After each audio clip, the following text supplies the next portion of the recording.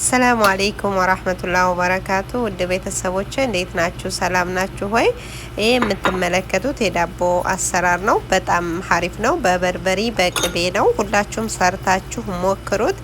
ለኔ የተመቸኝን እናንተም ሰርታችሁ እንድትሞክሩት ነው። በዘይት አትስሩ።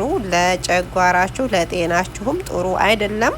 እኔ በዚህ መልኩ ሰርቸው ከታች ወረቅ ዝብዳ ይሉታል። እሱን እንደይዝብኝ ዘይት ምናምን አልቀባሁም። እሱ ለራሱ ዘይት ነው ቅቤውና በቅቤ ሰርታችሁ ሞክሩት። ሀሪፍ ሀሪፍ ሀሪፍ ሀሪፍ ነው ማለት ነው።